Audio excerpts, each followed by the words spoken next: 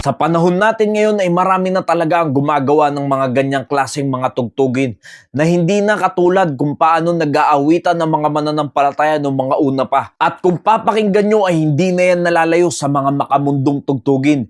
Yung iba ay gumagawa ng rap, yung iba ay gumagawa ng metal katulad niyang napapanood natin na hindi na yan yung naaayon na tamang pag-aawitan para sa Panginoon.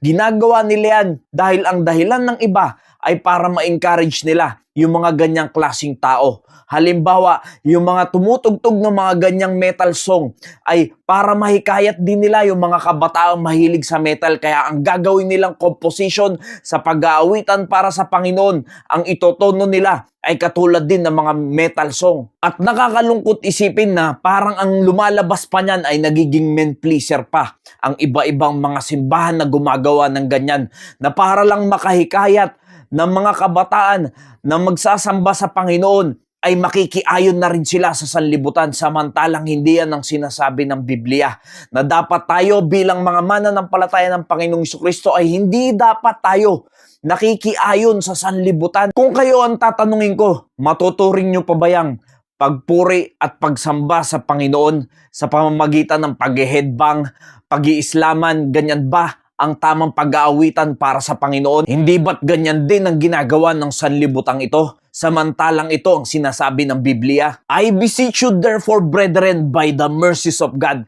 that ye present your bodies a living sacrifice, holy, acceptable unto God, which is your reasonable service. Nakita nyo mga kaibigan, mga kapatid, na pagdating sa Panginoon, sa pagpuri at pagsamba, ay dapat ihandog natin ang sarili nating buhay at banal at katanggap-tanggap sa harapan ng Panginoon. Paano nating masasabing may kabanalan yung ganyang gawain? Na ginagawa na rin kung anong ginagawa ng mga makamundong bagay. Paano natin sasabihin na ang ganyang klaseng pag-aawitan ay katanggap-tanggap sa Panginoon? Yan ba ang haing buhay na banal? And be not conformed to this world, but be ye transformed by the renewing of your mind, that ye may prove what is that good and acceptable and perfect will of God. Kung gusto mo talagang malaman ng katanggap-tanggap sa Panginoon at ang kanyang perfect na kalooban para sa atin, ay mamuhay ka ng may kabanalan.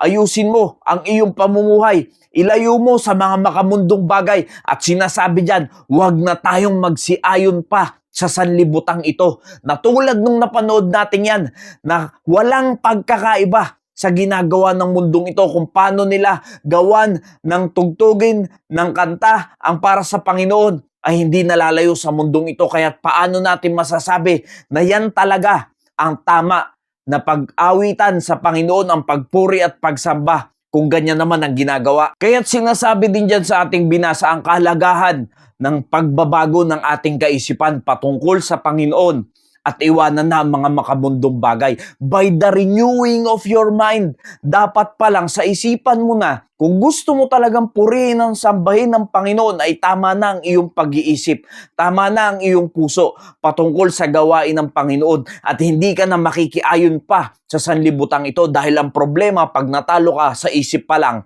ay hindi mo na magagawa ang tamang kalooban ng Panginoon. Ano ba dapat ang tamang pag-aawitan? Speaking to yourselves in psalms and hymns and spiritual songs, singing and making melody in your heart to the Lord. Yan bang napakinggan natin ay matuturing ba natin yung himno, salmo, mga espiritual na awitin? Yan ba ay nakakapagbigay ng melody sa ating puso? Kaya't yung binasa natin, yan ang tamang pag-aawitan sa Panginoon. Yung may kalakip na pagpuri, may pagsamba sa Panginoon, na ang iyong isipan at ang iyong puso ay direktang nakakonekta sa Diyos at walang halong mga makasanlibutang gawain.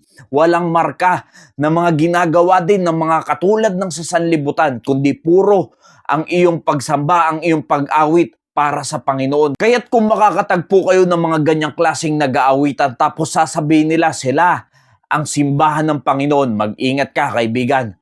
Dahil marami na ang pagkilos ng dyablo para dayain ang sanlibutang ito upang hindi nila makilala ng lubusan ng ating Panginoong Jesucristo at madaya sila ng dyablo. At nawa mag-iingat kayo sa inyong mga napapakinggan ng mga tugtugin dahil hindi nyo alam kung yan ba talaga ay para sa Panginoon. Nawa naging pagpapala po ang mensaheng ito. Maraming salamat po and God bless you all.